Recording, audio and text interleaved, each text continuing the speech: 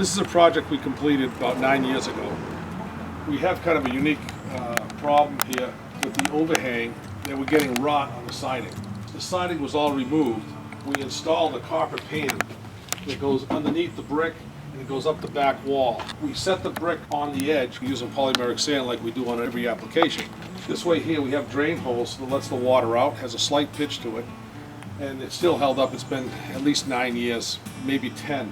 We set the granite stairs, and we use Glengarry 53 DDs, which is a clay brick that we use in the islands, Nantucket, Martha's Vineyard, Boston. And we did the landscaping, set up the light posts.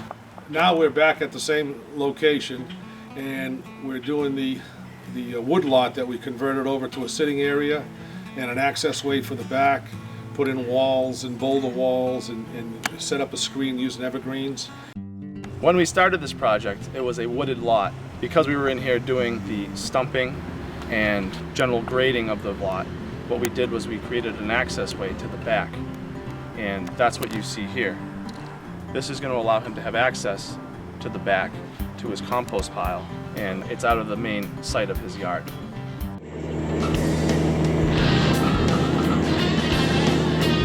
As the operator on the job, I was responsible for setting all the grades.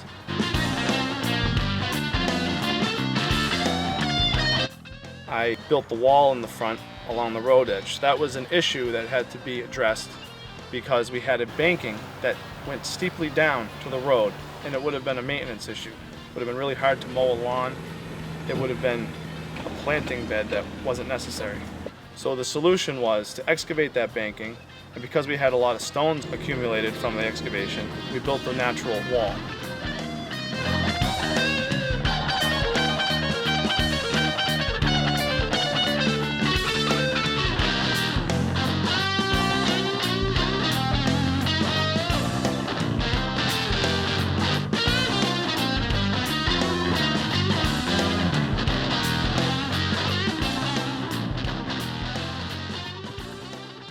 We seeded between the road and the wall, so now it's easily maintained by mowing.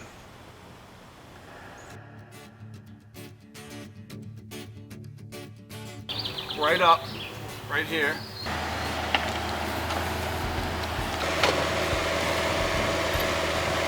We dug out the patio area about a foot deep, put in crushed gravel.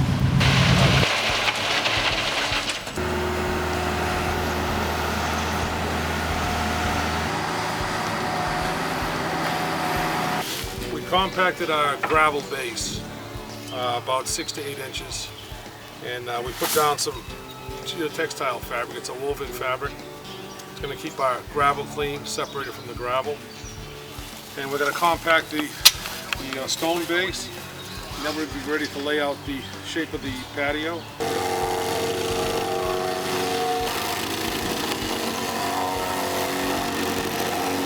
We set up the flexible edging to create the perimeter of the sitting area.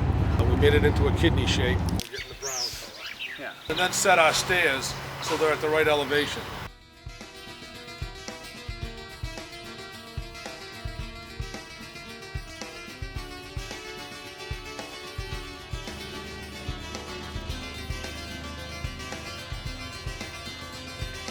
We use 3 to 4 inches of crushed stone, 3/8 pea stone. And we chose a brown stone because the stones that we have around here are kind of tannish gray, and it's kind of got a nice mix. We put in an evergreen screen using large arborvitaes. They'll get taller and fill out, and it's to screen the house off to the left here.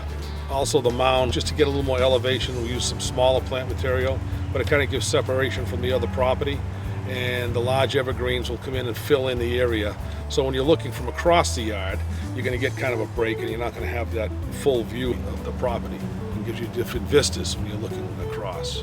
The primary purpose of this project was to create a screen. We used a variety of evergreen material, varying in size, color, and texture. We used some Fraser firs, which are commonly a Christmas tree. We used quite a few of those for the backdrop on top of the mound. We also incorporated some rhododendrons, which are going to give some nice spring color when they bloom. A blue spruce. We also incorporated some deciduous trees. We used a hawthorn and a flowering crabapple, both of which are used by songbirds, kind of break up the evergreen backdrop.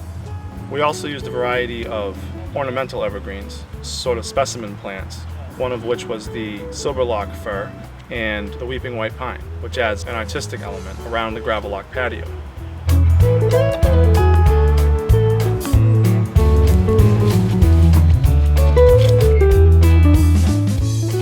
Now the grass is up, the plants are all in, and the place has been hydroseeded and it looks really good. We're here to do the gravel lock.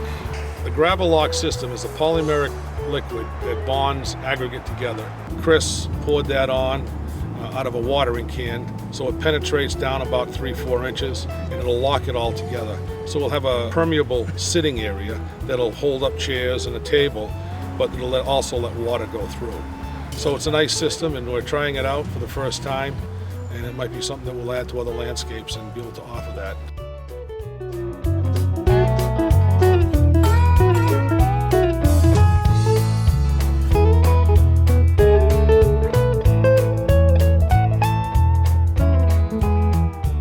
Now this has to sit for 24 hours, Yeah, just enough. and we had just enough to get through. We used 10 gallons of the gravel lock. We should be all set.